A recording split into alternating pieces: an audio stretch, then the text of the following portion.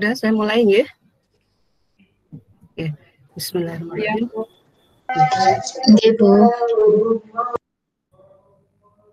Assalamualaikum warahmatullahi wabarakatuh. Waalaikumsalam warahmatullahi wabarakatuh. Bapak Ibu calon guru yang saya hormati dan saya banggakan. Pertama, mari kita panjatkan puji syukur kehadirat Allah Subhanahu wa taala yang telah melimpahkan rahmat, taufik serta hidayahnya sehingga pada malam hari ini kita dapat bertemu di ruang ini dalam keadaan sehat walafiat, tidak kurang suatu apapun. Salawat dan salam semoga tetap tercurahkan kepada junjungan kita Nabi besar Muhammad Shallallahu Alaihi Wasallam.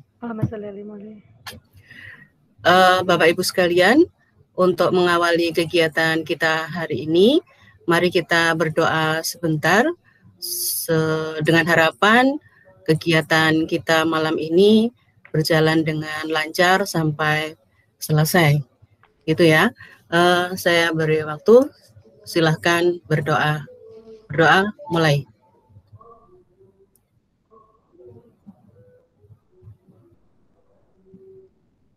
Berdoa selesai. Bapak Ibu sekalian, pada kegiatan malam ini temanya adalah prinsip pembelajaran KHD yang sesuai dengan konteks daerah atau sekolah di mana Bapak Ibu mengajar. Kita ketahui bahwa beberapa hari yang lalu kita sudah pada materi prinsip pembelajaran seperti yang saya sampaikan beberapa waktu yang lalu, bahwa prinsip pembelajaran KHD yang pertama adalah menuntun kodrat anak mencapai keselamatan dan kebahagiaan yang setinggi-tingginya baik sebagai manusia atau sebagai anggota masyarakat. Kemudian yang kedua, bahwa guru ini diibaratkan sebagai tukang kebun kehidupan di mana hanya dapat menuntun tumbuhnya anak-anak sesuai dengan kodratnya. Kemudian budi pekerti di mana cipta, karya, dan karsa dapat membangkitkan pekerti atau tenaga sehingga terjadinya keseimbangan atau keselarasan hidup. Kemudian bahwa kodrat anak itu salah satunya juga bermain. Kemudian pendidikan yang terjadi di sekolah harus berpihak pada anak. Kemudian relevansi filosofi pendidikan KHD dengan pendidikan abad 21 ini sebenarnya tertuang juga di kurikulum 2013 di mana anak-anak diajarkan untuk berkolaborasi, kemudian berpikir kritis, reflektif, komunikatif, kreatif, dan inovatif. Kemudian nanti akhirnya akan tercipta student well-being, siswa yang bahagia, siswa yang memiliki daya lenting tinggi, gitu ya. Kemudian untuk refleksi filosofi pendidikan KHD seperti yang disampaikan oleh Bapak Simon Rafael, instruktur dari modul 1.1, bahwa guru dan murid berkolaborasi untuk menciptakan kedalaman spiritual, intelektual, dan sosial untuk mencapai keselamatan dan kebahagiaan sebagai manusia dan sebagai anggota masyarakat. Kemudian hari ini tujuan diskusi kita adalah Bapak Ibu sebagai calon guru penggerak ini dapat mempresentasikan hasil identifikasi prinsip pembelajaran dari pemikiran KHD yang sesuai dengan konteks daerah atau sekolah panjenengan. Kemudian Bapak Ibu juga dapat saling memberikan tanggapan positif reflektif terhadap presentasi kelompok lain. Nah, untuk kegiatan hari ini nanti kita diskusi, saya bagi seperti kemarin kita sudah punya kelompok 1 sama kelompok 2 dengan masing-masing tugasnya. Seperti yang kita sepakati tadi pagi di grup chat WA ya. Jadi nanti satu kelompok saya beri waktu 25 menit, ya masing-masing 25 menit. Misalnya kelompok 1 nanti yang presenternya ya bertugas sebagai presenter, kemudian moderator juga bertugas sebagai moderator sampai ke notulennya. Jadi semua bekerja, sedangkan yang kelompok kedua berarti memberikan tanggapan, memberi pertanyaan dan seterusnya. Begitu juga untuk kelompok 2. Nanti anggotanya semua berperan sesuai dengan yang kita sepakati tadi pagi di grup WA. Bisa dimengerti ya Bapak Ibu ya? Bisa? Iya, kalau bisa. Iya.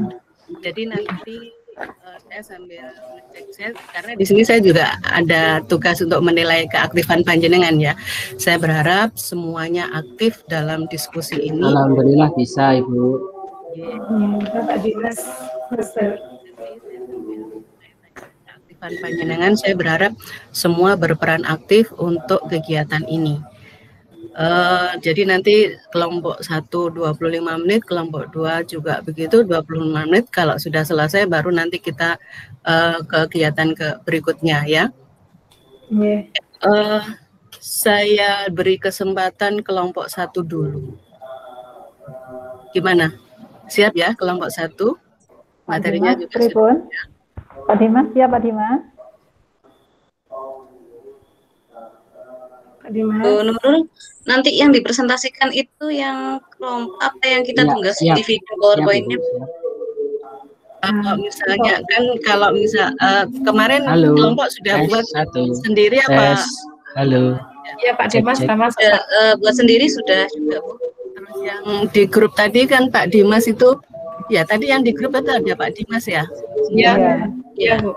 Yang mau dipresentasikan kelompok 1. Oke.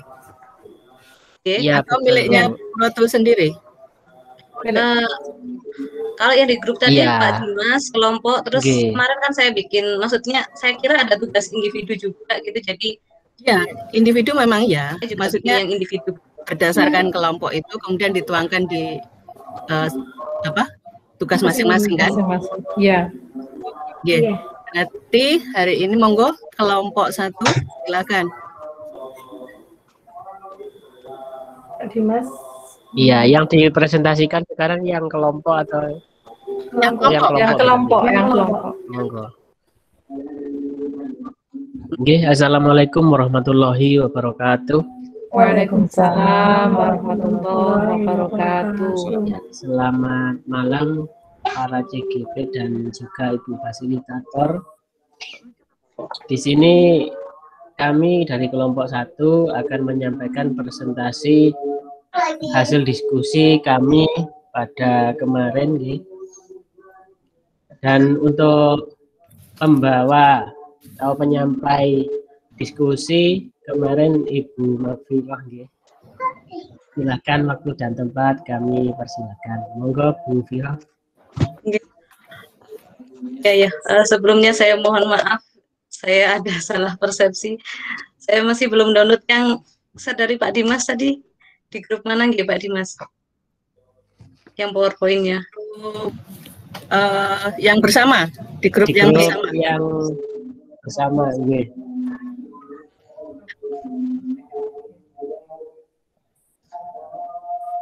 Oh iya.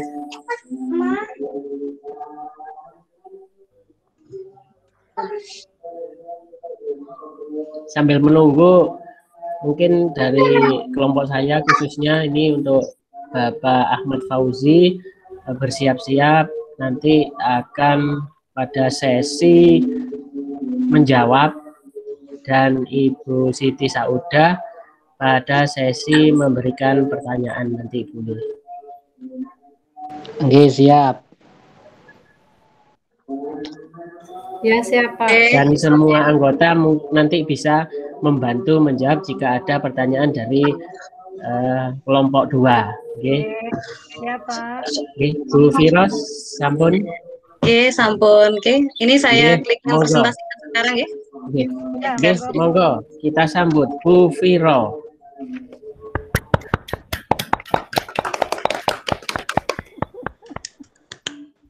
Semangat.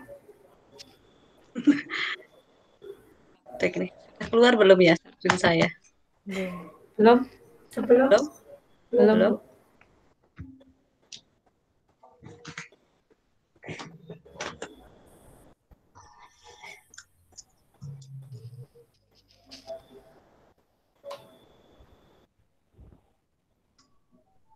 Gimana nih? Oke, setelah klik presentasikan sekarang, lalu pilih yang seluruh layar ini kan ya?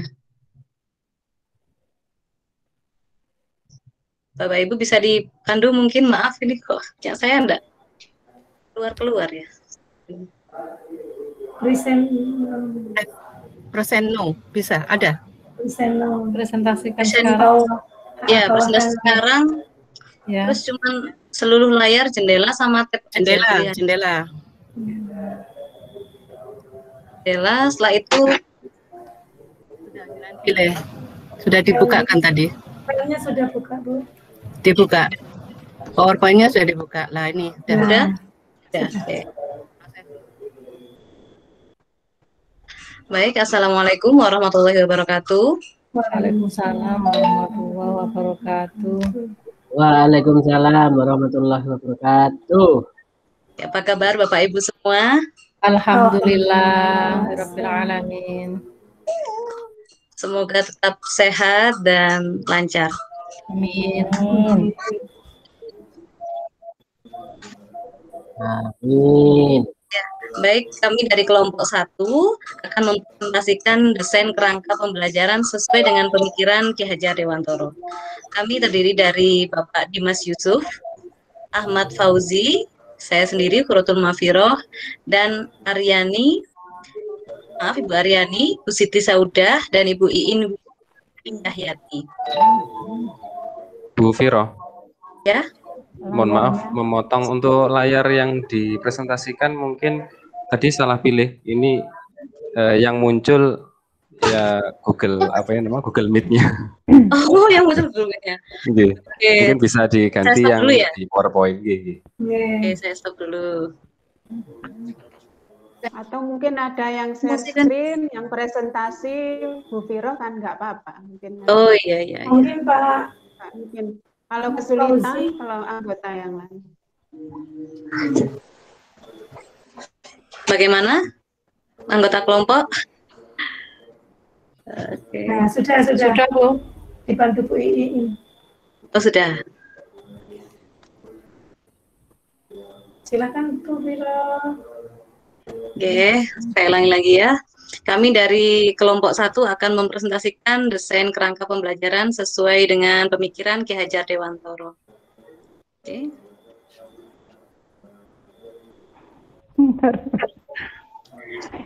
Ini mau saya slideshow ini. Oh iya. Mau slideshow ya? Oh, ini sudah. Lanjut.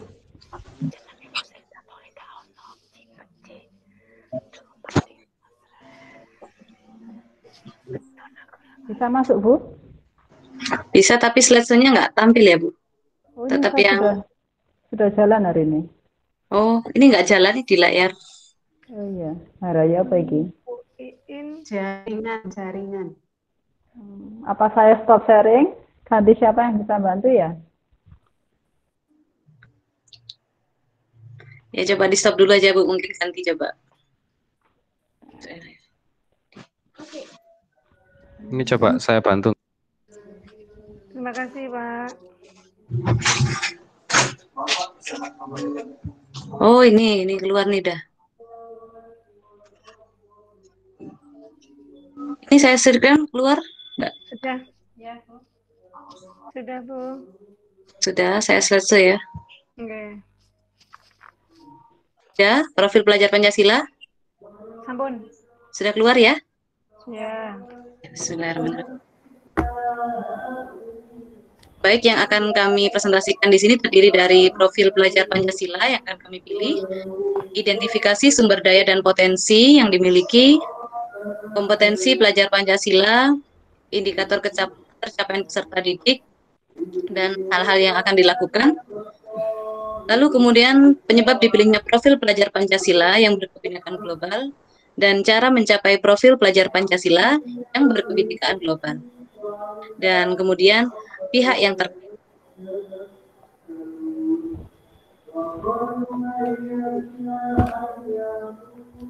Profil pelajar Pancasila yang dipilih oleh kelompok kami adalah kebinekaan global. Identifikasi sumber daya dan potensi yang dimiliki oleh sekolah. Yang pertama, lingkungan sekolah yang mendukung. Kedua, adanya potensi anak. Ketiga, tersedianya sarana dan prasarana. Keempat, tersedianya narasumber atau juga bisa disebut dengan pengajar ataupun pelatih.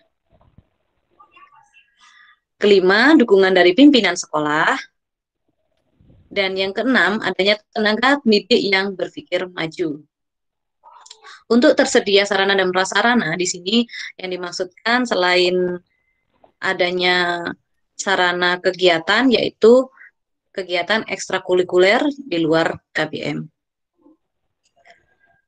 Oke, tujuan utama pembelajaran yakni belajar sepanjang hayat yang mencintai budaya dan kearifan lokal. Kompetensi pelajar Pancasila yang pertama adalah toleransi kepada sesama. Kedua, adanya potensi anak. Ketiga, tersedianya sarana dan prasarana. Maaf, ini kayaknya ada something wrong. Oke. Kompetensi pelajar Pancasila yang dimaksudkan adalah toleransi kepada sesama, cinta damai. Yang kedua ya ini sepertinya slide yang tadi. Yang ketiga, kemudian bersifat terbuka dan mampu bersosialisasi dalam keberagaman. Indikator ketercapaiannya, yang pertama, anak mampu bersosialisasi dengan keberagaman. Yang kedua, anak memiliki sifat keterbukaan. Yang ketiga, anak mampu mempertahankan budaya lokal. Hal ini mempunyai korelasi dengan kebinekaan global karena apa? Sekarang mau tidak mau kita akan berinteraksi dengan dunia luar. Dengan adanya globalisasi, maka hal-hal dari luar itu akan sangat mudah masuk ke dalam budaya kita. Nah, sehingga yang pertama, anak diharapkan mampu bersosialisasi dengan keberagaman itu adalah mereka mampu menerima adanya keberagaman. Keberagamannya di sini adalah keberagaman global. Yang kedua, anak memiliki sifat keterbukaan. Mereka terbuka terhadap hal-hal baru yang yang ada, tapi juga tetap mempertahankan budaya lokal. Seperti itu. Keempat, anak mampu mengembangkan bakat dan potensi. Karena sesuai dengan filosofi Ki Hajar Dewantoro, bahwa anak mempunyai kebebasan untuk mengembangkan bakat dan potensinya. Dengan pengembangan bakat dan potensi ini, maka anak juga akan memiliki kemampuan kompetensi dan juga bisa bersaing dalam dunia global. Elaborasi, hal yang akan dilakukan yakni yang pertama, menjalankan ekstrakurikuler di luar KBM. Penyebab mengapa dipilihnya kebinekaan global oleh kelompok kami, yang pertama, karena ketersediaan sumber daya. Ini sudah ada wadah ekstrakurikuler yang bisa untuk mengembangkan beraneka ragam minat dan bakat siswa. Yang kedua, mempertahankan kearifan lokal. Dengan adanya globalisasi, tentunya kita juga harus tetap bisa mempertahankan kearifan lokal kita. Nah, cara mencapai kebinekaan global. Langkah ada dua di sini, ini langkah umum dan langkah khusus. Langkah umumnya menyusun program, melaksanakan, mengevaluasi program, kemudian melaksanakan tindak lanjut. Nah, jadi di sini pertama sekolah menyusun dulu program apa yang akan dibuat, ekskul apa saja yang akan disajikan, termasuk penyediaan pelatih dan sebagainya. Langkah khusus, menanamkan nilai multikultural. Nah, menanamkan nilai multikultural ini berarti anak harus mulai bisa memahami keberagaman yang ada, termasuk keberagaman budaya, keberagaman potensi siswa, karena di dalam ekskul ini nanti kan juga akan banyak pilihan, dan siswa bebas memilih apa yang sesuai dengan minat dan bakat mereka. Di sini mereka akan belajar memahami bahwa ternyata di dalam diri mereka itu mempunyai keberagaman. Menanamkan nilai lapang dada, menanamkan kepercayaan diri. Nah, di sini juga bisa akan dilatih melalui dengan mengikuti lomba-lomba ataupun kejuaraan. Dari situ anak akan dilatih bagaimana cara mempunyai rasa nilai lapang dada, menerima hasil akhir dari setiap perlombaan ataupun kejuaraan, dan juga menanamkan keberanian dan rasa percaya diri. Rasa percaya diri untuk tampil di depan umum, tampil di depan orang banyak, dan menunjukkan bakat dan talenta yang ia miliki. Nah, kemudian internalisasi kearifan lokal dalam ekstrakurikuler.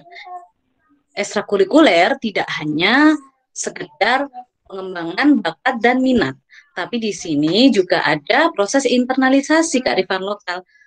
Seperti contohnya anak dilatih tari tradisional, kemudian termasuk juga kegiatan keagamaan, seluruh keagamaan, itu juga termasuk bagian dari budaya, dan lain sebagainya. Siapa saja pihak yang terlibat dalam pembelajaran? Oke, yang pertama CGP, yang kedua siswa. Kalau untuk CGP di sini adalah sebagai pendukung kegiatan, yang kedua siswa sebagai pelaksana tentunya, yang ketiga kepala sekolah sebagai manajer dari program ataupun kegiatan. Yang keempat, yang keempat teman sejawat atau Bapak Ibu guru, karena dalam kegiatan ini juga tentu dibutuhkan seorang pendamping. Pendampingnya adalah Bapak Ibu guru dari sekolah tersebut. Yang kelima stakeholder, yang keenam dinas pendidikan setempat, yang ketujuh komite sekolah, dan wali murid.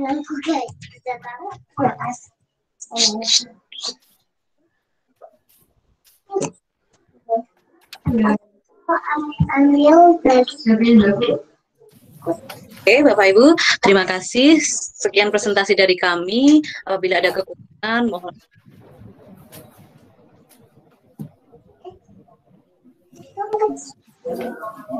Ya, terima kasih. Kita beri tepuk tangan untuk Bu Viro.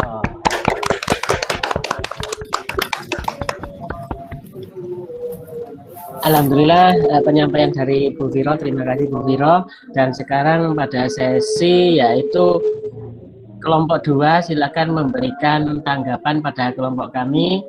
Silakan kelompok 2, waktu dan tempat kami persilakan. Ya, saya mempertanyakan. Halo, saya menanyakan. Ya. Disebut namanya, Ya, Bu? tadi Bu Fatimatus Zahra. Ya, halo. Bu Fatimatus Zahra, silakan. Ya, ya. Ini tadi kan dijelaskan ada pelatih, ada kegiatan ekstrakurikuler, gitu. Nah, di sini dalam melatihnya mendatangkan atau dari guru yang ada di sekolah tersebut. Itu pertanyaan yang pertama. Yang kedua, upaya apa untuk memperkuat kebinekaan global. Terus pertanyaan saya yang ketiga, persiapan apa yang dilakukan di sekolah panjenengan untuk menghadapi persaingan kebinekaan global. Terus yang terakhir 4 pertanyaan, kelebihan dan kekurangannya. Nggak apa-apa ya, tanyanya banyak. Bu Fatimah bisa diulangi lagi Bu untuk yang pertanyaan ketiga dan keempat Bu. Ya, pertanyaan saya yang ketiga ya. Yang ketiga apa tadi ya? Yang ketiga upaya apa untuk menghadapi persaingan global, begitu Bu ya? Ya, upaya untuk memperkuat. Itu yang ketiga. Ya. Ulangi lagi, Bu. Untuk menghadapi kebinaan di persaingan global kalau nggak salah. Saya sebutkan lagi nggih, yang pertama Nggih, tadi Bu. kan Bu Viro tadi menjelaskan ada untuk meningkatkan upaya kebinekaan global dengan mengadakan ekstrakurikuler di sekolah panjenengan. Lah di sini katanya mendatangkan mendatangkan atau dari guru tersebut, maksud saya itu pertanyaan saya, yang untuk melatih anak-anak di sekolah untuk melatih ekskul tadi itu. Kan ekskulnya banyak itu ya. Iya. Sip, pertanyaan yang bagus. Dan ekskul apa saja yang dilakukan, kan sekolah tidak sama. Itu pertanyaan yang pertama. Terus yang kedua, kelebihan dan kekurangannya dalam kebinekaan global itu apa saja yang ada di sekolah panjenengan. Terus yang ketiga, upaya yang bagaimana untuk memperkuat kebinekaan global di sekolah panjenengan supaya tidak tergeser, maksud saya. Terus yang keempat, kesiapan apa saja yang dilakukan di sekolahnya Bapak Ibu. Gitu. Oke, terima kasih Ibu untuk menghadapi persaingan. Oke. Baik, pertanyaan dari Bu Fatimah Zahro ada 4, nggih. Yang pertama, ekstrakurikuler itu mendatangkan guru atau mendatangkan ahli atau dari guru sekolah itu, nggih Bu, nggih. Nggih, leres. Oke. Alhamdulillah. Yang kedua, upaya apa untuk mendatangkan atau memperkuat kebinekaan global tadi. Ketiga, kesiapan apa yang sudah sekolah yang ada di sekolah untuk menghadapi persaingan global, kemudian kelebihan dan kekurangan program ini. Nggih Bu, nggih, leres nggih? Nggih. Nggih, alhamdulillah sudah saya rekam juga saya tulis. Ini juga kebetulan sekali memang sudah kita bicarakan pada diskusi tadi malam, insya Allah akan kami jawab sebisanya nih Bu. Monggo untuk Bapak Ahmad Fauzi. Cek. Ya, assalamualaikum silakan. warahmatullahi wabarakatuh. Ya, terima kasih. Waalaikumsalam warahmatullahi wabarakatuh. Oke, mungkin nanti jawaban saya bisa ditambahkan sama peserta kelompok 1 ya. Yang pertanyaan pertama, nopo Pak Duling satu-satu aja Pak. Narasumber atau guru sekolah. Ya. Kemarin sesuai dengan kesepakatan pemikiran kami, yaitu terkait dengan narasumber, kami juga mendatangkan narasumber ahli. Contohnya yaitu yang ahli tari, maka didatangkan dari luar guru tari seperti itu kepada anak-anak untuk mempererat kecintaan anak terhadap kearifan lokal jika mereka ahli. Dalam artian mereka bisa berkreativitas dan menjiwai tari itu. Contohnya dari seni tari ya. Itu mendatangkan narasumber dari luar seperti itu. Yang kedua, Pak Dimas, nopo Pak Dimas? Nggih, Pak. Yang kedua, upaya untuk memperkuat kebinekaan kita di sekolah, Pak. Iya, upayanya salah satunya yaitu dengan menginternalisasikan nilai-nilai kearifan lokal kepada diri anak. Kita ketahui sendiri Bapak Ibu, maksudnya menginternalisasikan sini kan menanamkan nilai, di mana kita menanamkan nilai kepada diri anak terkait dengan kearifan lokal, sampai kita kawal anak-anak sampai pada ranah mengaplikasikan atau melaksanakan dalam kehidupan sehari-hari, dan juga anak-anak bisa menghayati apa yang mereka lakukan. Ini yang perlu kita jamin. Jadi kita melakukan internalisasi seperti itu. Itu salah satu upaya. Yang kedua, selain menanamkan nilai-nilai kearifan lokal, yaitu mengenalkan kearifan-kearifan lokal. Contohnya mengenalkan budaya sekitar kepada diri anak, seperti itu. Yang kedua tadi mengenalkan lewat ekstrakurikuler. Selain tari tadi tentang keberagamaan, itu kan juga termasuk budaya, nilai-nilai luhur yang mengandung nilai sejarah, yang itu juga merupakan suatu pelajaran berharga pada diri anak, agar nilai-nilai budaya tersebut bisa tertanam kuat dalam diri anak. Yang ketiga yaitu membangun keterbukaan kepada diri anak. Bagaimana membangun keterbukaan itu? Salah satu contohnya adalah legowo dalam diskusi. Itu Bapak Ibu. Terus selanjutnya apa Pak? Kesiapan Pak, kesiapan sekolah kita dalam menghadapi persaingan global. Ini mungkin berkaitan dengan yang kemarin yang sudah ada itu Pak, yang kita bahas di nanti mungkin ditambahkan ada di sekolah. Iya, mungkin nanti bisa ditambahkan sama anggota lain. Tapi kalau jawaban saya potensi. Iya, potensi minat dan bakat ya.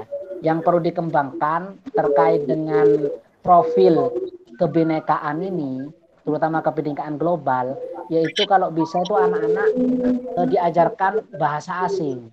Contohnya adalah bahasa Inggris. Dengan bahasa Inggris tersebut, anak-anak akan bisa menguasai ilmu pengetahuan nantinya. Apalagi istilah-istilah yang ada di IPA atau juga istilah-istilah yang ada lain yang mungkin terinduksi dengan bahasa Indonesia yang itu anak-anak nggak ngerti artinya. Lah, ini jadi salah satunya itu dengan bahasa itu tadi. Satunya dengan pengenalan bahasa asing. Sehingga nanti anak-anak juga bisa bersiap untuk bersaing dengan dunia luar seperti itu. Jika ini ditanamkan contoh mulai sejak SD, SMP, SMA berkelanjutan, lambat laun mereka pun dalam bekerja juga tidak kebingungan. Karena apa? Karena memiliki kompetensi bahasa Inggris. Bahasa Inggris pun sekarang sangat dibutuhkan di dunia internasional. Baik itu menguasai tentang TOEFL, TOEIC, dan juga yang lainnya. Seperti itu. Mungkin itu jawaban saya, mungkin bisa ditambahkan kalau belum sempurna. Monggo Bapak Ibu kelompok 1. Yang keempat ada kelebihan dan kekurangan program yang kita pilih ini Pak. Jadi profil pelajar Pancasila. Menurut saya karena kita memilih salah satu yaitu kebinekaan global, dan juga menurut kami kemarin yang didiskusikan, salah satu kelebihannya adalah menumbuhkan rasa keterbukaan, yaitu sifat inklusif, keterbukaan kepada keberagaman. Yang kedua yaitu menumbuhkan kerjasama di antara sesama siswa, karena dengan adanya keterbukaan itu kan mereka nanti saling mengenal, saling menghargai, seperti itu. Selain itu kalau terkait dengan kelemahannya adalah kadangkala dengan adanya kebinekaan global ini kan harus terbuka juga dengan dunia luar. Kadangkala itu malah yang lokal atau kearifan lokal, contohlah seandainya diajari bahasa Inggris, justru bahasa Jawanya itu ketinggalan. Itu mungkin kelemahannya kalau menurut saya ya. Kelemahannya seperti itu. Terus yang kedua kelemahannya ini satu lagi, yaitu kalau tergantung tingkatan anak. Kalau semuanya pemahamannya SD terlalu terbuka, itu malah menyebabkan anak contohnya terbuka kepada kebenaran berbagai agama, seperti itu ya. Kalau kita tidak bisa mengarahkan secara detail, anak-anak akan menganggap bahwa semua agama itu benar, seperti itu. Itu kan juga pemahaman yang salah, seperti itu. Karena benar itu menurut keyakinan masing-masing, kan seperti itu, Bapak Ibu. Mungkin itu dari saya. Mungkin ada yang bisa menambahkan, monggo dari peserta lain. Ya, terima kasih Bapak Ahmad Fauzi. Silakan Ibu Aryani mengangkat tangan, nggih. Monggo silakan, waktu dan tempat Ibu silakan. Terima kasih kepada teman-teman semuanya. Saya akan menambahkan tentang kelemahan. Karena kebinekaan global itu kan luas cakupannya. Jadi peserta didik itu dituntut untuk bisa menerima semua perbedaan. Oleh karena itu, kadangkala kita melihat bahwa kebudayaan lain tempat itu berbeda. Ada pepatah mengatakan lain lubuk, lain ikannya. Otomatis kita juga harus bisa menyesuaikan di mana nanti kita berada. Dengan menanamkan nilai-nilai kebudayaan untuk menerima perbedaan tersebut akan membuat anak menjadi paham, mengerti untuk menerima orang lain. Terima kasih. Terima kasih Ibu Aryani. Dari kelompok kami mungkin ada yang masih mau menambahkan, silakan Bu Iin mungkin. Saya ya. Nggih, monggo Bu.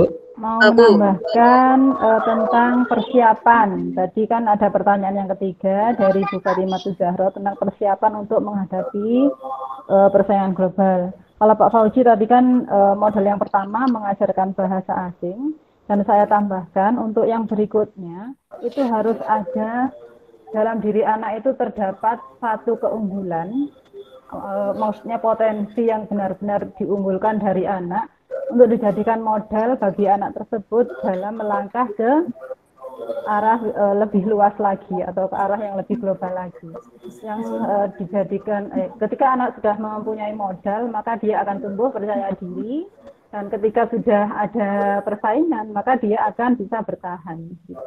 Itu dari saya yang tentang persiapan. Kemudian untuk kelebihan dan kekurangan tadi ya dalam pembinaan global, Pak Fauzi telah menambahkan menumbuhkan rasa keterbukaan, iya. Kemudian saya tambahkan lagi bahwa kelebihan dari kebinekaan global ini itu membuka wawasan bagi anak bahwa dunia itu tidak sesempit apa yang ada hanya di sekitar mereka. Jadi di mana kalau mereka tahu bahwa dunia itu lebih luas, maka mereka akan paham bahwa tantangan-tantangan yang ada itu pun juga akan lebih luas. Ketika mereka mengetahui hal itu, kemudian kita sebagai pendamping atau fasilitator mereka memberikan wawasan-wawasan seperti itu dan memberikan seperti modal-modal bagaimana menghadapi tantangan-tantangan tersebut, maka insya Allah nanti anak-anak juga akan merasa lebih siap begitu. Tidak kaget ketika masuk ke dunia sosial. Itu. Kalau kelemahannya tadi sudah ditambahkan oleh Bu Aryan. Demikian dari saya, terima kasih. Ya, terima kasih Bu Iin. Oke. Nah, waktu masih ada sekitar 4 menit Bapak Ibu. Jadi di sini juga monggo Bu Eni, monggo silakan. Saya bertanya, terima kasih. Pertanyaan saya cukup 2 saja karena cuma 4 menit. Yang pertama yaitu bagaimana sikap yang harus diambil guru, terutama kita yang mengajar di tingkat dasar, SD maupun SMP, itu mengarahkan anak-anak tentang pengertian arti aliran radikal yang banyak berkembang di masyarakat. Karena anak muda itu kan suka ikut-ikutan dan setia kawan dan sebagainya. Bagaimana sikap kita? Yang kedua, pertanyaan saya kedua, sebetulnya apa sih makna atau urgensi dari mempertahankan budaya lokal dan lokal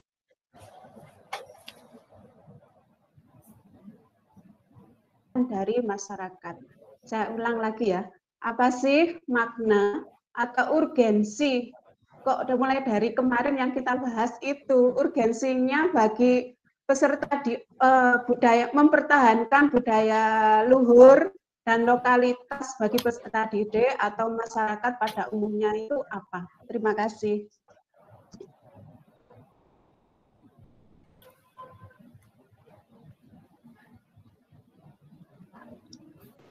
Dimas ke-mute. Pak Dimas ke-mute itu. Oke, maaf. Terima kasih dari Bu Eni. Yang pertama tadi pertanyaannya adalah bagaimana sikap kita sebagai guru dalam mengarahkan tentang aliran radikal, Bu.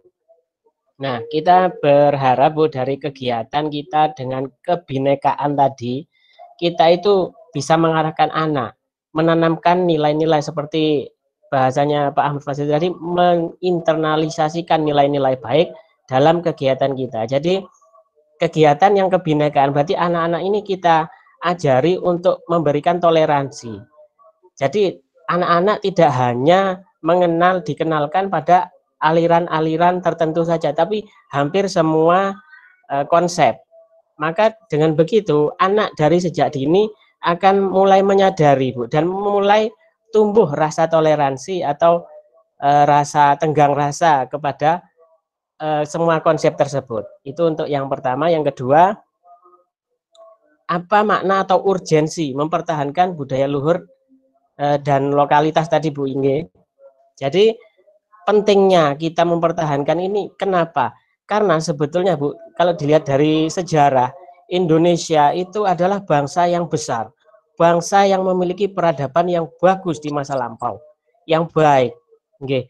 Jadi kalau di luar negeri contohnya banyak sekali nggih Bu, kalau kita lihat di berita itu banyak sekali orang yang egois, lalu mementingkan hanya kebutuhannya sendiri, kemudian terjadi banyak kejahatan. Itu kalau di budaya kita sebenarnya dari zaman dulu itu sudah budaya kita ini unggul. Terbukti dari peninggalan-peninggalan yang ada itu mencerminkan kalau kita dulu itu sudah berkolaborasi, masyarakat kita sudah sangat canggih dalam sosialnya. Contohnya seperti Candi Borobudur itu, kalau nggak mungkin membuat candi semegah itu hanya dengan beberapa kelompok saja. Itu adalah kerjasama yang sangat bagus seperti itu. Itu sudah diakui oleh National Geographic seperti itu Bu ya. Dan itu harus kita kembangkan lagi, kita bangkitkan lagi menuju era ke depan. Kalau bahasanya Kemendikbud itu di tahun 2040, kita itu mencapai generasi emas, namanya nggih Bu nggih. Jadi guru penggerak inilah adalah salah satu aplikasi, salah satu motor untuk kita mewujudkan cita-cita tersebut. Begitu Ibu dari kami.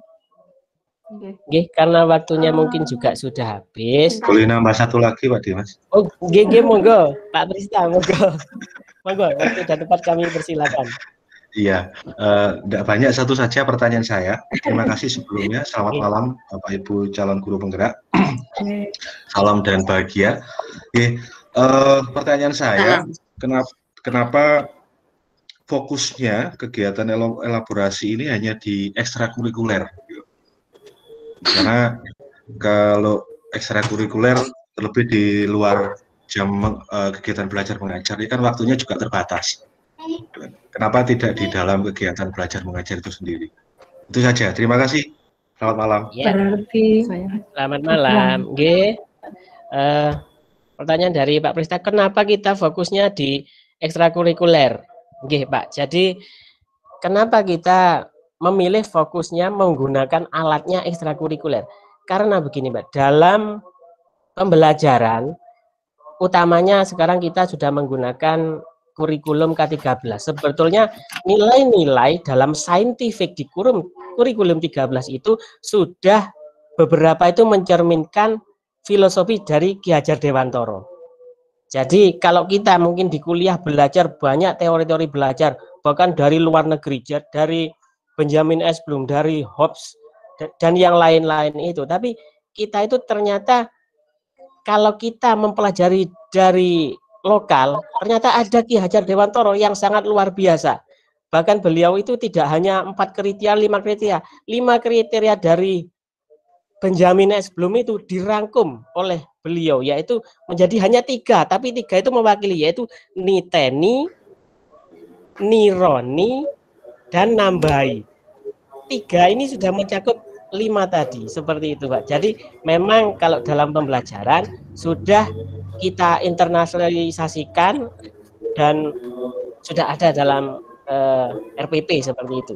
Jadi yang kita khususkan ini untuk guru penggeraknya kita joskan di ekstrakurikuler. Seperti itu Bapak Prista. Boleh menambahi Kak Dimas? Oke, monggo Bu. Siapa Pak Dimas? Oke, Bu Viro atau Bu Siti sudah, monggo. Pak Prista, untuk menambahkan ya, kenapa kok kegiatan eskul dan kenapa di luar KBM? Yang pertama, kita pilih di luar KBM karena supaya tidak mengganggu kegiatan pembelajaran itu sendiri di pagi hari. Dan untuk pengembangan bakat dan minat itu kan anak-anak bervariasi. Satu kelas itu mungkin dia bakatnya macam-macam. Ada yang bakat tari, ada yang basket, ada yang drum band dan sebagainya. Sehingga perlu tempat dan waktu khusus untuk bisa mewadahi itu semua, sehingga dilaksanakan di luar jam pembelajaran. Dan ini sudah terjadi dan ini sudah diterapkan di sekolah saya saat sebelum COVID. Itu setiap hari Senin sampai dengan Sabtu itu sore Jadi setelah kegiatan pulang sekolah itu sampai sore, itu setiap hari ada kegiatan ekskul seperti itu. Dan kenapa sih kok kita memilih ekskul? Ya, karena begini, ekskul ini kan juga melatih anak berkolaborasi, berelaborasi seperti itu ya, juga menanamkan kompetensi global seperti itu. Sehingga diharapkan dengan apa yang sudah dicapai dari kegiatan tersebut, anak itu memiliki keterbukaan. Dan juga seperti yang disampaikan Bu In tadi, bahwa anak juga mempunyai wawasan, oh bahwa dunia itu tidak sesempit ini.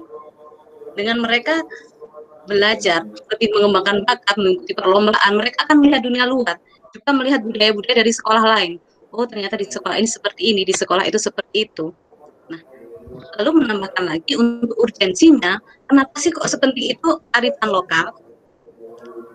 Ya, kearifan lokal itu tentu sangat penting sekali, karena sekarang dengan adanya globalisasi, begitu banyak budaya-budaya yang ada, kita tentu harus kembali lagi kepada ideologi kita. Kalau sampai kita tidak bisa mempertahankan kearifan lokal, itu sangat berbahaya, bahkan kita bisa kehilangan identitas bangsa kita sendiri.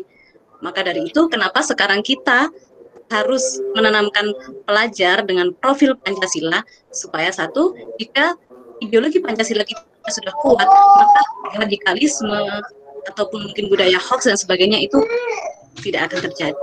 Terima kasih. Ya. Pak Dimas menambahkan sedikit saja. Monggo Ibu. Yang mengenai bagaimana sikap yang diambil di tingkat dasar mengenai aliran radikal tadi, menurut saya yang pertama adalah sentuhan kasih sayang dari keluarga, bahwa mereka juga diberitahu bahwa ada aliran-aliran seperti itu. Tapi bagaimana sikap kita menghadapi semua itu, kita berikan bimbingan kepada anak sedini mungkin. Itu yang kedua, penanaman agama Pak, karena di budaya agama termasuk salah satu budaya. Nah, kita berikan sedini mungkin anak-anak kekuatan, keimanan, penanaman agama sejak dini agar anak-anak siap menghadapi seperti itu. Anak-anak harus tahu bahwa dunia ini sangat luas, begitu. Jadi anak-anak siap. Yang ketiga, pembiasaan di rumah sebagai controlling, dan juga kerjasama antara tiga pilar pendidikan itu Pak harus saling mendukung, yaitu keluarga sebagai tempat pertama dan utama anak berada. Di situ suri tauladan, pembimbingan dan sebagainya harus ada. Kemudian lingkungan anak berada, harus kita kontrol, orang tua harus kontrol. Dan yang terakhir adalah sekolah. Nah, sekolah ini juga sebagai atau masyarakat sebagai pelengkap dari tiga pilar tersebut untuk membimbing, menuntun anak-anak untuk memahami semuanya itu agar anak tidak sampai lepas kontrol untuk agar tidak salah jalan. Kemudian yang kedua, sebagai makna urgensinya mempertahankan budaya luhur itu, sebagai negara kita adalah negara yang berpancasila. Oleh karena itu kita harus mewariskan nilai-nilai luhur kepada anak-anak agar anak-anak tidak kehilangan seperti yang dikatakan Bu Huratul Mafiro, tidak kehilangan identitas. Jadi makanya Bapak Ki Hajar Dewantoro sampai memberikan bahwa pembelajaran membentuk profil pelajar Pancasila. Tujuannya adalah agar identitas itu tetap berada dalam diri anak. Begitu Pak. Terima kasih. Oke, terima kasih. Demikian penyampaian dan juga tanggapan kami atas pertanyaan dari kelompok 2. Kami mohon maaf apabila banyak kesalahan dan juga banyak juga menyita waktu. Kelompok kita kelompok 1, pertanyaannya dari kelompok 2 maksudnya. Nah, sekian yang bisa kami sampaikan. Terima kasih. Wassalamualaikum warahmatullahi wabarakatuh. Waalaikumsalam warahmatullahi wabarakatuh. Terima kasih Pak Dimas. Waktu kami kembalikan kepada Bu Siti Nurul Romah. Terima kasih Pak Dimas. Pak Dimas sudah memimpin diskusi yang sesi pertama ini. Nanti untuk berikutnya saya minta untuk moderatornya bisa mengatur waktu lagi ya, karena ini tadi sudah lebih dari 25 menit. Nanti yang terakhir jadi molor-molor lagi. Tadi kita mulai kan jam 8.15 ya. Itu saja mungkin yang perlu dipertanyakan. Oke, terima kasih. Monggo untuk kelompok 2 saya persilahkan. Baik, Assalamualaikum warahmatullahi wabarakatuh. Waalaikumsalam warahmatullahi wabarakatuh. Salam dan bahagia. Salam. Salam. Bu. Hingga ilmunya Bu Nurul sudah diingat. Baik Bapak Ibu, terima kasih pada Bu Nurul yang sudah memberi waktu pada kami untuk mempresentasikan hasil diskusi. Di sini saya selaku moderator akan memimpin diskusi nanti. Yang kedua, presenter dari kelompok 2 yakni Bapak Maulana Fajar Wandiro serta notulis yaitu Ibu Novi Tiarinda. Mohon nanti yang berdua ini bertugas sebaik-baiknya. Dan sebagai penjawab pertanyaan dari kelompok 1 yaitu Ibu Fatimah Zahro, Pak Krista Olga, dan yang ketiga yaitu Pak Dadang Widianto. Untuk itu untuk mempersingkat waktu kepada Bapak Maulana Fajar Wandiro dipersilakan untuk mempresentasikan materi. Silakan. Ya, Assalamualaikum warahmatullahi wabarakatuh. Waalaikumsalam warahmatullahi wabarakatuh. Ya, sebelumnya saya mohon izin untuk nge-share ini nggih, presentasi. Ya, Pak.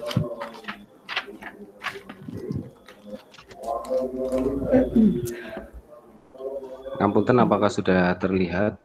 Sudah, Pak. Ya. Oh, sudah. Nggih, langsung saja nggih. Terkait dengan program pendidikan guru penggerak, guru bergerak Indonesia Maju. Harapannya ketika guru-guru ini bergerak secara dinamis, ada kemajuan-kemajuan, terutama dari dari bidang pendidikan, khususnya umumnya untuk Indonesia Maju bersama. Nah, profil pelajar Pancasila yang dipilih berdasarkan forum diskusi yang telah disepakati adalah beriman dan bertakwa kepada Tuhan Yang Maha Esa dan berakhlak mulia. Nah, sebelum saya menyampaikan terkait dengan poin yang sudah dipilih tadi bersama kelompok tadi, saya izin menyampaikan terkait dengan tujuan utama pelajar Indonesia merupakan pelajar sepanjang hayat atau lifelong learning yang memiliki kompetensi global dan berperilaku sesuai dengan nilai-nilai Pancasila. Nah, pelajar sepanjang hayat yang memiliki kompetensi global tadi itu beberapa poin sudah disampaikan oleh kelompok 1. Poin yang selanjutnya yang saling melengkapi dari yang sudah disampaikan tadi, yaitu ini terkait dengan beriman dan bertakwa kepada Tuhan Yang Maha Esa dan berakhlak mulia. Pelajar Indonesia yang memiliki akhlak mulia adalah pelajar yang berakhlak dalam hubungannya dengan Tuhan Yang Maha Esa. Ia yang memahami ajaran agama dan kepercayaannya masing-masing serta menerapkan pemahaman tersebut dalam kehidupan sehari-hari. Dalam kehidupan sehari-hari ini khususnya terkait dengan hubungan antara manusia dan hubungan antara manusia dengan alam dan pribadinya secara individu. Elemen kunci terkait dengan poin beriman dan bertakwa kepada Tuhan Yang Maha Esa dan berakhlak mulia, yaitu yang pertama, akhlak beragama. Tentunya sesuai dengan agama yang dianut masing-masing. Yang kedua yaitu akhlak pribadi. Bagaimana menjadi sosok pribadi yang bermanfaat bagi lingkungan sekitar. Kemudian yang ketiga, akhlak kepada manusia. Hubungan antara manusia dengan manusia, baik sesama agama atau dengan agama yang lain. Kemudian yang keempat yaitu akhlak kepada alam. Bagaimana manusia menjaga alam sekitar sehingga alam sekitar menjadi lebih alamnya tidak rusak seperti itu. Kemudian yang kelima, akhlak bernegara, bagaimana kita mematuhi peraturan-peraturan negara yang sesuai dengan profil pelajar Pancasila. Kompetensinya adalah siswa memiliki sifat religi yang tinggi serta berakhlak mulia. Indikatornya yaitu terkait yang pertama memiliki akhlak beragama, yang kedua akhlak pribadi, yang ketiga akhlak sesama manusia, akhlak alam, dan akhlak bernegara.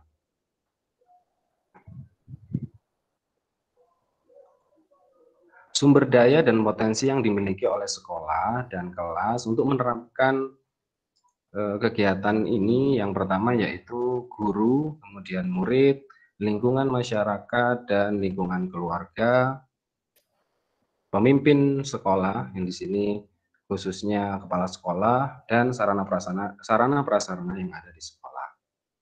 Tujuan utama tadi sudah saya sampaikan di awal terkait dengan pelajar Pancasila tadi, pada poin beriman dan bertakwa kepada Tuhan Yang Maha Esa.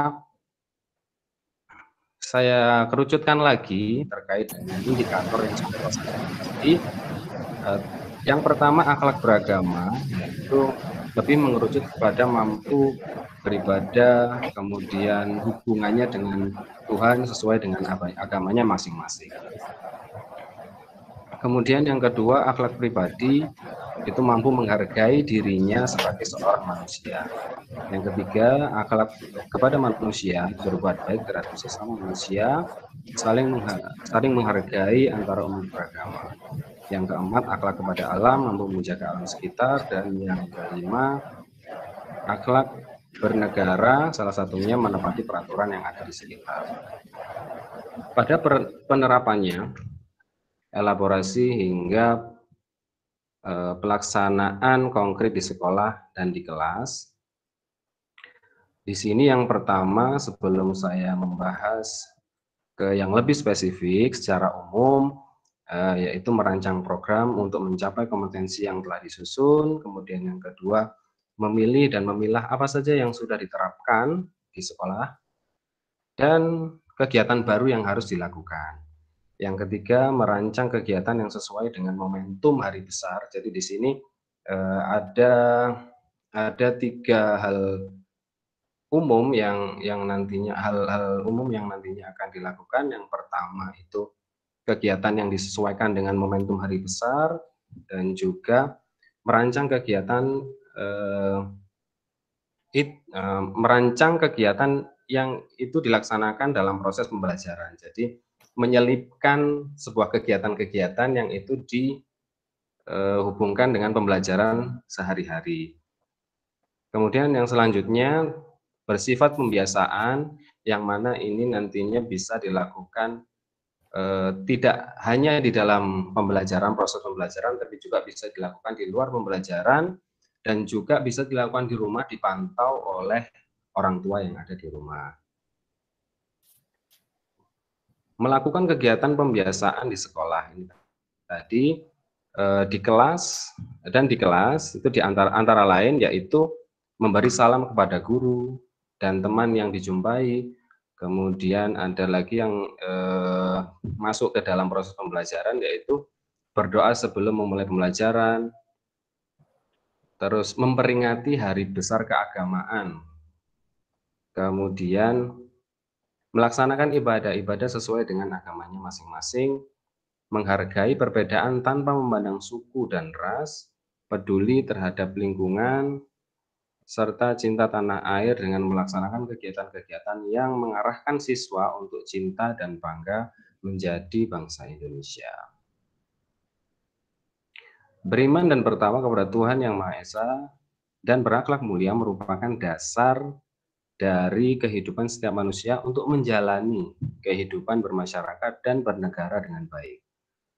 Melaksanakan kebiasaan-kebiasaan yang baik, baik itu di lingkungan sekolah, yang berkesinambungan nanti dengan yang ada di rumah, yang itu nantinya diawasi oleh orang tua, dan kemudian membawa siswa menjadi pelajar Pancasila, yaitu beriman dan bertakwa kepada Tuhan Yang Maha Esa dan berakhlak mulia.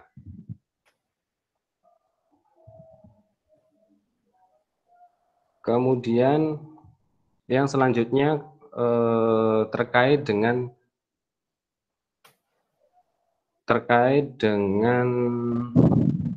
pihak-pihak yang terlibat. Ini ada yang awal tadi sudah saya sampaikan secara umum, yang khusus yaitu terkait dengan salah satunya kepala sekolah, kemudian calon guru penggerak sendiri, rekan sejawat, komite, siswa, orang tua atau wali murid, serta tokoh masyarakat yang memiliki peran penting dan tugas masing-masing dalam mewujudkan profil pelajar Pancasila.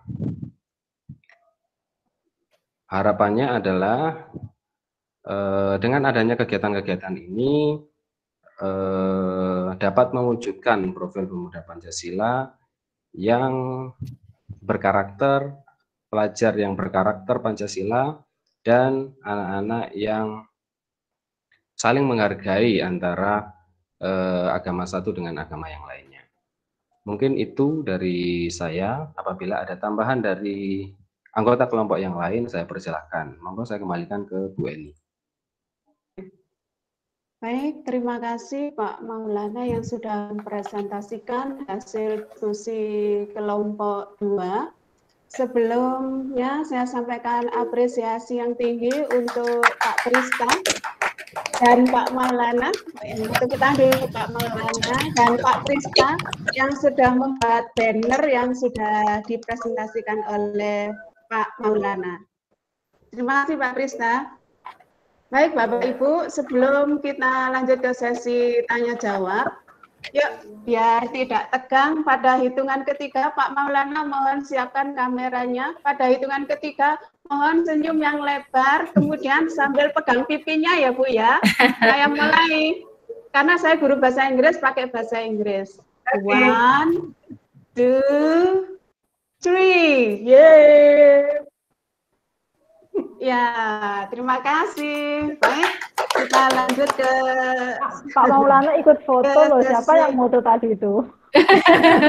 Oh ya, Berarti harus 2 kali nih. Oke, Pak. Saya sudah gaya loh, Pak, tadi, Pak. Bu Aryani bantu. Oh, Bu ya. Aryani bantu. Baik. Bantu. Lagi Bu Eni. 1, 2, 3. Cheese. Sudah. Terima kasih. Waduh, nanti kalau diteruskan enggak jadi. Baik, Bapak Ibu, terima kasih. Mohon mic-nya di mute dulu. Kita lanjut ke sesi pertanyaan. Kita bagi menjadi 2 sesi ya, karena waktunya terbatas. Kecuali nanti ada waktu tersisa, kami persilakan. Untuk sesi yang pertama, saya batasi dulu 2 pertanyaan dari kelompok 1. Bu Novi, mohon siap-siap untuk dicatat ya. Ya, silakan Bapak Ibu dari kelompok. Halo. Yang pertama mungkin saya silakan Pak Ahmad Fauzi dulu, setelah itu Bu Siti Saudan. Ya Bu, terima kasih. Silakan Pak Ahmad Fauzi. Terima kasih Bu. Yang saya ingin tanyakan yang pertama, yaitu terkait dengan profil Pancasila yang beriman dan bertakwa kepada Tuhan Yang Maha Esa ini, terkait dengan implementasi di lapangan, Bapak Ibu. Tadi sudah dijelaskan di awal bahwasanya terkait dengan profil beriman dan bertakwa kepada Tuhan Yang Maha Esa, itu di sana dijelaskan salah satu indikatornya akhlak beragama, akhlak pribadi, akhlak kepada manusia, dan akhlak kepada alam, dan juga akhlak bernegara. Yang saya tanyakan adalah akhlak kepada alam. Bagaimana profil ini mendorong kepada anak untuk berakhlak kepada alam? Karena kadang di lapangan itu anak sergap sholat contohnya, sergap mengaji, tapi kadang membuang sampah sembarangan. Ini mungkin bisa dijawab oleh narasumber atau mungkin yang menjawab nanti dari kelompok 2. Bagaimana mendorong itu agar anak itu yang sudah rajin sholat, mengaji, atau melaksanakan amaliyahnya kepada Tuhan, tapi kepada alam mereka lalai. Itu bagaimana? Mungkin itu. Ya, terima kasih. Ya, Kita lanjut ke pertanyaan kedua dulu ya. Nanti untuk pertanyaan pertama Bu Fatimatus Zahra mohon untuk bersiap menjawab. Silakan yang pertanyaan yang kedua. Ya, terima kasih Bu Eni. Dari kelompok 2, saya Bu Siti Sata akan menanyakan 2 pertanyaan. 1, apa bentuk dukungan dari wali murid atau pihak terkait, khususnya wali murid, dalam penerapan profil yang panjenengan pilih, kelompok 2 pilih, yang ketuhan beriman dan seterusnya itu, baik itu di sekolah, dan berikan contohnya. Yang kedua, bagaimana jika ada anak yang terlahir di lingkungan yang tidak kondusif, sedangkan ketiga pilar utama pendidikan itu adalah keluarga, lingkungan, dan sekolah. Setiap anak tidak ingin dilahirkan dalam lingkungan yang tidak kondusif, tapi tentunya banyak kita lihat anak-anak yang orang tuanya ingin mendidiknya dengan baik, tetapi lingkungan tidak mendukung. Nah, bagaimana jika ada hal seperti ini? Kalau kita lihat yang tadi dibahas itu kan tadi lingkungan-lingkungan yang kondusif ya Bu. Nah, yang saya tanyakan seperti itu, bagaimana jika ada anak yang terlahir di lingkungan yang tidak kondusif untuk menanamkan akhlak atau pelajar Pancasila yang nomor 1 yang sudah kelompok 2 pilih. Terima kasih Bu. Oke, baik. Bapak Ibu, kita akan mendengarkan jawaban dari kelompok 2. Pertanyaannya yang pertama yaitu bagaimana langkah-langkah mendorong agar akhlak kepada alam itu terbentuk pada siswa. Kepada Bu Fatimah, dipersilakan menjawab lebih dulu. Nanti Pak Dadang bisa menambah. Oke, kalau langkah-langkah yang saya lakukan seperti yang sudah saya lakukan, sudah berjalan di sekolah saya, mendisiplinkan siswa. Contohnya, ketika anak-anak jajan di lingkungan siswa, di lingkungan sekolah, jajan di kantin kadang itu buang sembarangan, bahkan ada sampah berserakan tanpa disuruh pun mereka tuh sudah menaruh di tempat sampah. Terkadang saya lihat gitu aja, cuma saya tunjuk sampahnya, langsung diambil. Terus terkadang anak itu pembiasaan anak yang buruk itu pembiasaannya dibuang di selorokannya kelas itu ya, di lokernya kelas itu. Nah, itu biasanya anak-anak itu habis makan langsung dibuang gitu, kadang ditaruh di di sisi-sisinya tanaman itu kadang itu. Nah, itu pembiasaan yang buruk. Oleh sebab itu saya selama ini terapkan di sekolah saya itu membentuk clean innovation. Dalam arti clean innovation di sini pembiasaan anak-anak benar-benar harus diterapkan setiap harinya gitu di lingkungan sekolah. Nanti ketika di sekolah diterapkan, kemudian di rumah pun atau lingkungan masyarakat dimanapun berada, misalkan mereka tempat rekreasi, itu akan melaksanakan kebiasaannya itu. Terus selanjutnya untuk pembiasaan tadi religius, itu anak-anak di sekolah saya itu saya menerapkannya dengan istighosah bersama. Itu dilakukan secara berkontinu dan terus-menerus setiap hari Jumat, kecuali ketika ada acara-acara tertentu, misalkan rapat dan ada lomba dan sebagainya. Itu baru tidak dilaksanakan. Itu jadi pembiasaan, kedisiplinan anak-anak gitu. Terus ya kemudian selanjutnya untuk datang tepat waktu. Jadi dari pagi itu di depan sekolah saya datangnya lebih awal sebab saya mendisiplinkan anak. Ya saya sendiri harus disiplin juga. Jadi saya itu datang itu jam 6 sudah di sekolah saya. Jadi sebelum anak-anak datang saya sudah datang duluan. Jadi di depan pagar itu saya langsung malah saya mengucapkan selamat pagi, good morning, dan kadang tuh saya campur-campur bahasa Jawa, membiasakan mereka gitu. Terus untuk sholat duhur untuk kelas yang tinggi itu pembiasaannya kita sholat jamaah bersama. Dan dari kebiasaan-kebiasaan itulah nantinya mereka akan terbiasa. Dari hal-hal kecil lah mereka nantinya akan terbiasa menjadi terbiasa di lingkungan dimanapun, nggak hanya takutnya di sekolah gitu, tapi di lingkungan rumah, di masyarakat, insya Allah akan terus dilaksanakan oleh anak-anak gitu.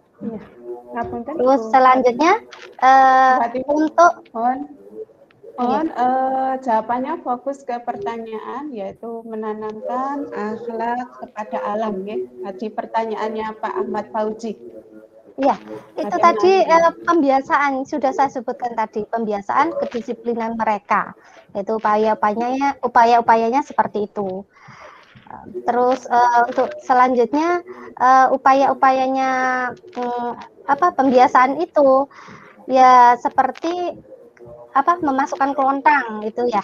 Nah, bukan hanya di sekolah aja, nantinya di luar juga akan terbiasa kelontang. Kelontang yang dimaksud di tempat saya itu seperti kelasnya ada yang ngasih 500, 1000, minimal 500 gitu. Seperti itu. Jadi pembiasaannya seperti itu. Terus memberikan salam kepada guru di sekolah atau berjumpa dimanapun seperti itu. Pembiasaan jawabannya. Kedisiplinan. Baik, Pak Datang mungkin menambahkan. Mungkin ada yang mau menambahkan, monggo. Terima kasih. Sebenarnya secara garis besar, sebenarnya saya hanya menambahkan sedikit. Garis besarnya sama dengan punyanya Bu Fatimah Zahro. Intinya adalah pembiasaan. Kalau di sekolah saya, memang setiap pagi di samping piket, mereka itu memang sudah terbiasa untuk mengkondisikan lingkungannya masing-masing. Jadi sebelum masuk kelas mereka sudah terbiasa mengambil sampah-sampah yang memang berserakan, khususnya sampah-sampah yang dari daun-daun. Kalau untuk sampah-sampah yang dari plastik jajan itu memang hampir seluruh siswa itu sudah secara sadar membuang sampah pada tempatnya.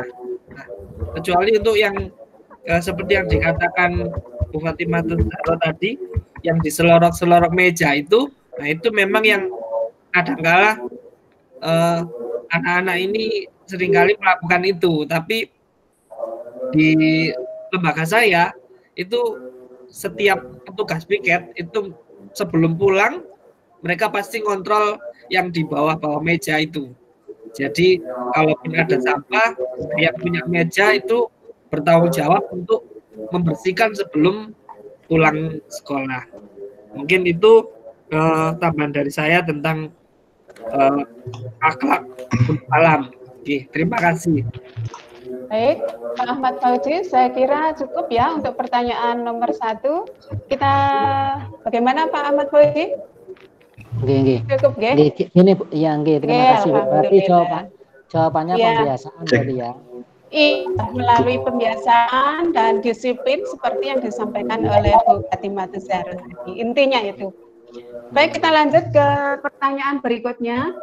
Ada 2 tapi isinya 3. Yang pertama yaitu apa bentuk dukungan wali murid terhadap penciptaan profil seperti yang kita diskusikan itu dan beri contoh nyatanya. Saya beri kesempatan Pak Prista dulu untuk menjawab, silakan. Baik, terima kasih. Mohon izin untuk menjawab. Mengenai dukungan wali murid, ini tentunya kita sebagai guru, yang pertama adalah melakukan komunikasi terlebih dahulu dengan wali murid. Artinya kita mau menjalin hubungan yang baik dulu dengan wali murid.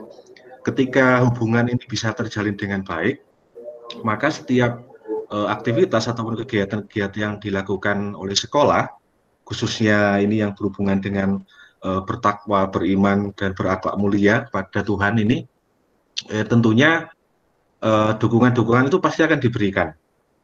Contohnya ketika melaksanakan kegiatan keagamaan, gitu. Nah,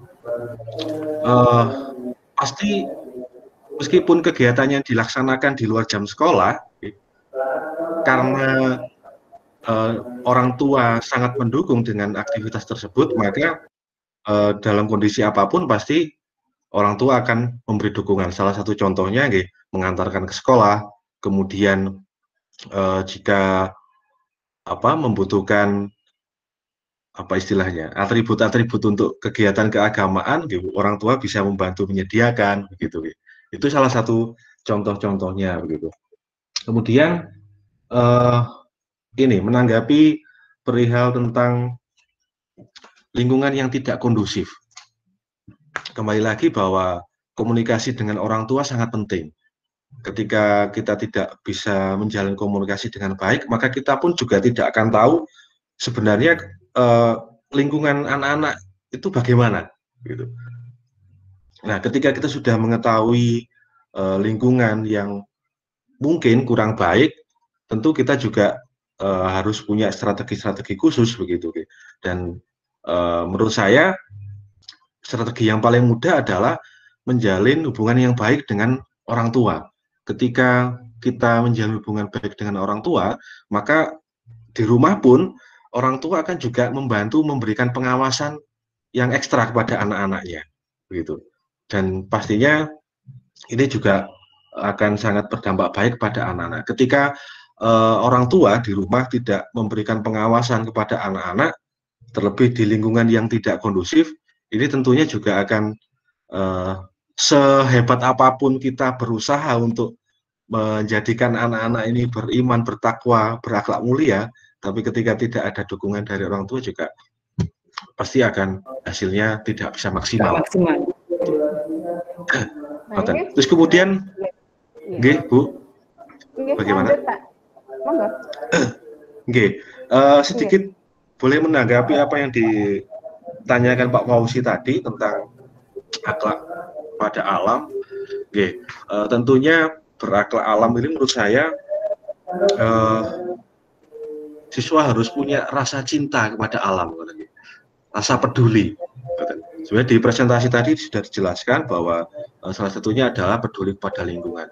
Peduli pada lingkungan mungkin sudah dijelaskan oleh Bu Fatimatus dan Pak Dadang tadi tentang pembiasaan-pembiasaan yang baik, membuang sampah dan lain sebagainya itu. Tetapi mungkin salah satu contoh aktivitas yang dilakukan di sekolah saya adalah kegiatan penanaman pohon di lingkungan sekolah, gitu. Dan kebetulan saya ini berada di daerah dekat pantai dan juga dekat sungai, gitu.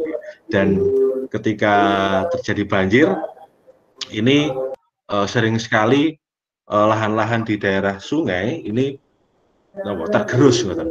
Nah, salah satu aktivitas yang kami lakukan ini mengajak anak-anak untuk melakukan reboisasi. Meskipun itu dalam kurun waktu 1 tahun ini 2 atau 3 kali, dan itu pun yang ditanam oleh satu anak ini hanya 1 pohon, tapi itu sudah mengajarkan kepada anak-anak untuk mencintai alam. Mungkin itu tambahan dari saya. Terima kasih. Iya, makasih Pak Tristan, sangat luar biasa ya jawabannya. Mungkin saya beri kesempatan Bu Novi, ini waktunya tinggal 1 menit ya, mau nggak Bu Novi? Ya, belajar Pancasila yang beriman dan bertakwa kepada Tuhan Yang Maha Esa dan berhak mulia adalah seseorang yang selalu menerapkan ajaran agama di dalam kehidupan sehari-hari. Contohnya, seorang pelajar Pancasila akan taat beribadah dan percaya bahwa setiap agama itu adalah perbuatan yang baik dan penuh kasih sayang. Nah, berakhlak pada diri sendiri, sadar bahwa merawat diri sendiri itu sama pentingnya dengan merawat orang lain dan lingkungan. Ada 5 elemen yang beriman, bertakwa kepada Tuhan Yang Maha Esa dan berakhlak mulia itu terdiri dari 5 elemen, yaitu akhlak beragama, akhlak pribadi, akhlak kepada manusia, akhlak kepada alam, dan akhlak bernegara. Nah, berakhlak pada diri sendiri itu sadar bahwa merawat diri sama pentingnya dengan merawat orang lain dan lingkungannya. Berakhlak kepada sesama akan selalu menghargai orang lain, bersikap baik kepada yang lebih tua, dan bersifat kasih sayang kepada yang lebih muda. Kalau tadi yang berakhlak kepada alam tadi sudah dijelaskan ya sama Bapak dan Ibu. Saya hanya menambahkan sedikit, akhlak kepada alam itu kita wajib merawat dan menjaga lingkungan sekitar kita. Sekarang kalau berakhlak bernegara, sebagai pelajar Pancasila, kita harus memahami dan melaksanakan hak serta kewajiban kita sebagai warga negara yang baik. Itu saja tambahan dari saya. Terima kasih. Iya. Terima kasih Bu Novi. Tambahan yang menggarisbawahi luar biasa ya. Baik Bapak Ibu, karena ini waktunya sudah habis 25 menit, maka mungkin secara garis besar bisa saya simpulkan di sini bahwa kerjasama yang baik antara sekolah, lingkungan keluarga, dan lingkungan masyarakat itu akan dapat membentuk profil pelajar Pancasila yang ke-1, yaitu bertakwa kepada Tuhan Yang Maha Esa dan berakhlak mulia. Dan siapakah yang menjadi ujung tombaknya, yaitu kita guru, ya, dan 3 tadi itu, 3 lingkungan tadi. Terima kasih. Semoga diskusi hari ini dapat membawa manfaat dan masuk ke dalam kita masing-masing. Saya pembawa acara, mohon maaf bila ada kekurangan dan kesalahan. Terima kasih Pak semua anggota kelompok 2 yang sudah tampil luar biasa ini. Terima kasih dan saya akhiri. Billahi taufik wa hidayah. Wassalamualaikum warahmatullahi wabarakatuh. Waalaikumsalam warahmatullahi wabarakatuh. Untuk kelompok 2. Terima kasih Bu Eni sudah memimpin diskusi untuk yang sesi kedua. Di sini awal tadi sudah saya sampaikan bahwa kita diskusi ini temanya adalah prinsip pembelajaran KHD yang sesuai dengan konteks daerah atau sekolah di mana Bapak Ibu bekerja, begitu ya. Ternyata dari 2 kelompok ini ada 2 profil pelajar Pancasila yang berbeda yang dipilih, alhamdulillah berbeda, dan penerapan pun juga berbeda. Yang kelompok 1 tadi ada di kegiatan ekstra, sedangkan di kelompok 2 di KBM. Jadi intinya bahwa prinsip pembelajaran KHD ini bisa dilaksanakan di kegiatan intra maupun ekstra, begitu ya? Ya, betul. Jadi terima kasih Bapak Ibu sudah menuangkan apa ide yang bagus untuk kegiatan hari ini. Saya ucapkan terima kasih, semangat dari Bapak Ibu semuanya untuk diskusi hari ini. Kemudian untuk sesi terakhir ya, sesi terakhir ini ada Padlet, ada saya kirim di chatbox, Pak jenengan Persani, kemudian refleksi Ibu ya. Iya. Oke, coba panjenengan berikan jawaban, tanggapan. Panjenengan kasih nama, kemudian tanggapan panjenengan apa? Untuk yang pertama saja dulu. Apa yang dapat Bapak atau Ibu pelajari dari kelompok lain pada diskusi hari ini? Aku kurang betul. Enggak bisa. Masih muter-muter ya? Nggak keluar, Bu, tulisannya. Keluar. Iya. Itu Pak saya Dadang sudah muncul. Ya. Iya. Saya belum, Bu. Saya masih muter. Nggak apa-apa, proses memang salah satu kendala dari kegiatan virtual seperti ini adalah internet, begitu ya.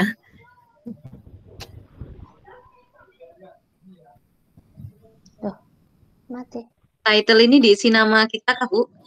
Ya, nama panjenengan.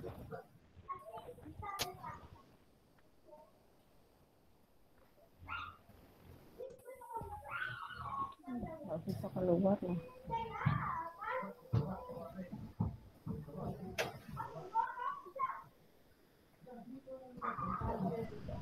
Saya masih muter-muter. Oh, ini namanya ya, Bu ya? Oh, Saya sudah nggak muter, tapi nggak keluar pertanyaannya.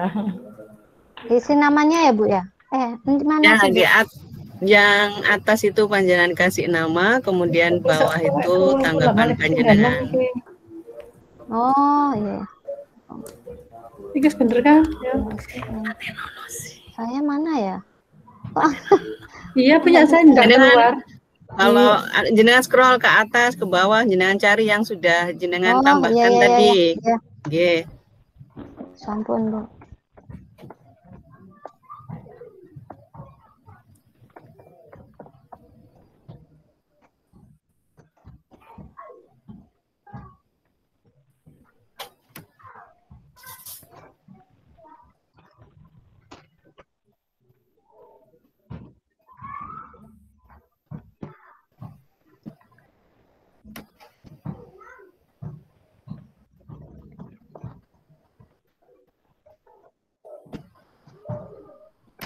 Besar-besar.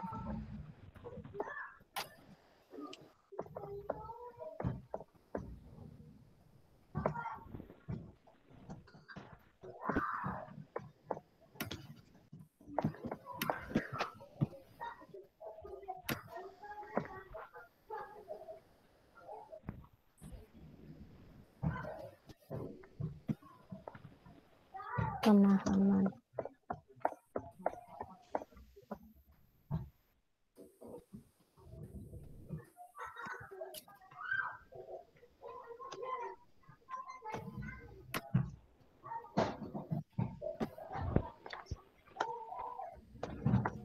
Perasaannya jadi satu ya, Bu ya? Sebentar, yang pertama dulu aja ya. Sebentar. Oke, yang pertama sudah ngisi semua ya. Ini Bu Mafiro membentuk profil pelajar beriman dan bertakwa, berakhlak mulia, bisa dilakukan dengan melakukan pembiasaan.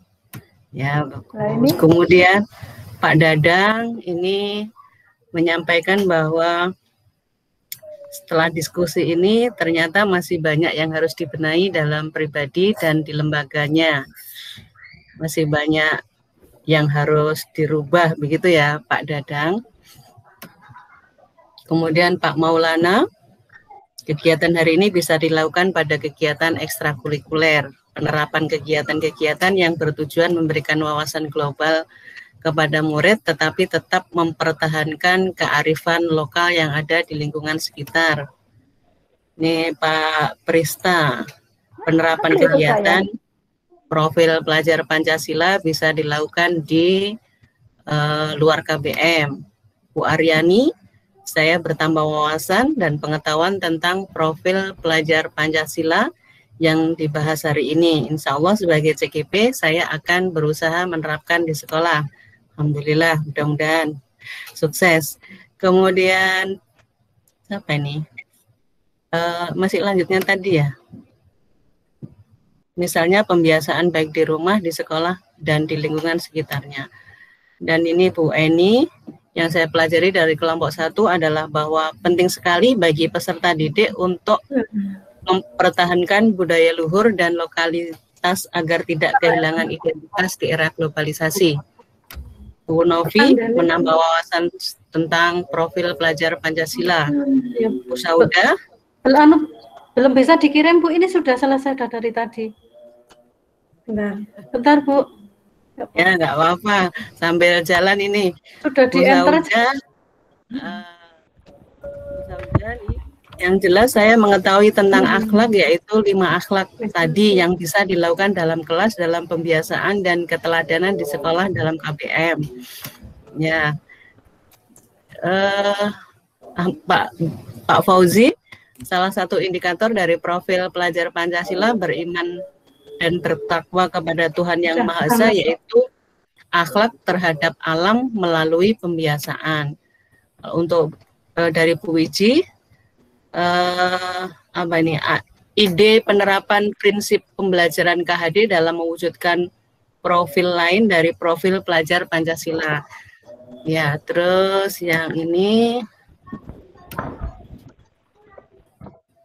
Pak Dimas menyatakan bahwa IGP dapat memaksimalkan pendidikan dengan filosofi KHD terkait profil pelajar Pancasila yang diinternalisasikan ke KBM tidak hanya pada kompetensi inti spiritual dan sosial, namun juga dapat dimasukkan juga secara tematik lewat pengembangan profil pelajar Pancasila. Terima kasih kepada kelompok 2 yang sangat menginspirasi untuk dipraktikkan di sekolah. Untuk Bu Fatimah memperoleh wawasan lebih dalam dari Bu Hurotul, merasa oh ini sudah perasaan ini ya. Oke, yang lain silahkan diisi yang perasaan. Untuk perasaannya Bu Mafiro senang tambah apa nih? Dan menambah inspirasi tentang hal-hal pembiasaan yang dilakukan seperti membentuk tim Clean Innovation dalam membentuk karakter berakhlak mulia terhadap alam. Ini yang senang, alhamdulillah. Bu Novi tambah semangat belajarnya, perasaannya nih hari ini. Bu Siti Sauda luar biasa bisa berbagi pengalaman dengan semua CGP berdasarkan sekolahnya, begitu ya. Kemudian ini siapa nih? Tanpa nama ini, melanjutkan pembiasaan di sekolah. Bu Wiji senang, inspirasi bertambah. Terima kasih. Pak Prista merasa sangat senang sekali karena bisa memperoleh pengetahuan baru, terlebih bisa mendapatkan tambahan referensi kegiatan yang bisa dilakukan di sekolah dari pengalaman yang diceritakan oleh CGP yang lain. Bu Fatimah, ini apa ini? Sadar dan penting. Pak Dadang secara umum senang dan bangga bisa bertemu dengan orang-orang hebat di forum ini dan pastinya menambah wawasan. Pak Dimas merasa setelah mengikuti pemaparan kelompok lain sangat puas dan bersemangat untuk diaplikasikan di sekolahnya. Dan Pak Maulana, pemikiran-pemikiran dari Bapak Ibu guru sangat kritis sehingga sebagai guru Pak Maulana baru lebih terbuka wawasannya. Tambah lagi berarti wawasannya. Kemudian Bu Aryani, senang diskusi hari ini luar biasa karena teman-teman CGP saling melengkapi dengan berbagai wawasan. Bu Eni bangga berada di tengah guru-guru hebat dan menambah wawasan. Bu Fatimah perasaannya sangat senang dan menjadi penyemangat untuk melanjutkan kegiatan di sekolah.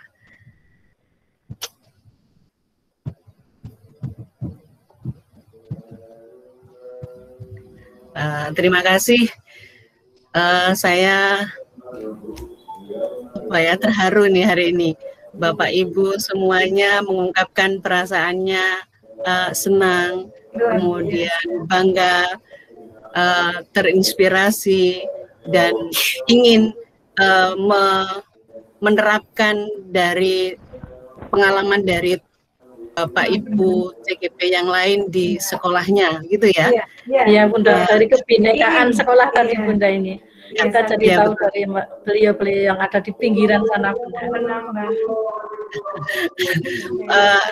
Saya tidak tahu panjenengan sekolah-sekolah panjenengan itu bagaimana, tapi yang jelas panjenengan punya apa ya, ide baru dari teman-teman yang lain yang mungkin bisa diterapkan di sekolah panjenengan, gitu ya?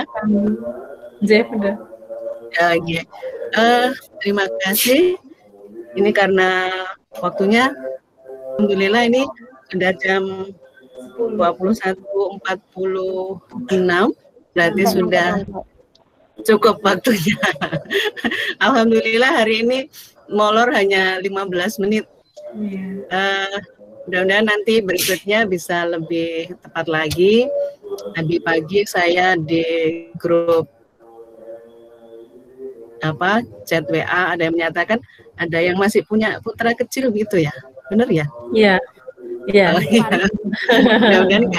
Mudah-mudahan nggak rewel. Nanti pertemuan-pertemuan berikutnya ya kita sepakati lagi ya. Putra besar juga tidak rewel. Maaf, kan ini Ini diklik tanda yang mana setelah ini? Langsung ditutup seleksi ini atau ada tanda unggah ini atau gimana? Saya bingung. Oh, yang Padlet tadi tak, Bu? Iya. Oh, klik gambar rumput, Bu. Sampai keluar aja. Saya sudah keluar, Bu. Oh, saya. Oke. Nanti untuk berikutnya. Sudah bisa, Bu? Belum. Yang ini ya, Bu, upload ini ya, Bu, di-upload. Rumputnya diklik, Bu, rumputnya, Bu. Oh, rumputnya diklik. Saya kira Mbak Maulana ya. Menang lagi ya, Bu Nurul. Percaya saya sama Mbak Maulana. Bulan, Bu, dicoba. Nanti kirim. Oh iya. Nanti yang pas. Ya, makasih. Iya. Nggak bisa, Bu Edi. Ini apa sih, Bu? Mentimeter atau pet apa? Padlet. Oh, Padlet. Bisa saya contoh nanti, Bu. Iya. Saya akhiri kegiatan malam ini. Sebelum kita tutup, mari kita membaca Alhamdulillah bersama-sama. Alhamdulillah. Kegiatan hari ini berjalan dengan baik. Saya ucapkan terima kasih kepada Pak Tris yang sudah ikut bergabung di diskusi malam ini, sudah memberikan semangat kepada kita semua ya, kepada kita semua. Sehingga kita lebih bersemangat lagi. Besok kita lanjutkan pada alur berikutnya. Mudah-mudahan nanti bisa lancar lagi. Tapi ingat Bapak Ibu mengerjakannya satu-satu. Tapi Pak Tris sudah menyampaikan kalau panjenengan bisa melanjutkan pada tahap berikutnya, dipersilahkan. Ngaten ya. Oke, jadi itu saja mungkin pesan saya. Saya tutup. Ada kurang lebihnya, saya mohon maaf yang sebesar-besarnya. Wabillahi taufiq wal hidayah. Wassalamualaikum warahmatullahi wabarakatuh. Waalaikumsalam warahmatullahi wabarakatuh. Sudah, monggo kalau mau keluar, tadi foto sudah saya foto di kegiatan awal-awal tadi, monggo. Oke, Bu, tetap semangat. Oke, siap. Ya, Pak Maul, sehat semuanya. Terima kasih. Assalamualaikum. Assalamualaikum semuanya.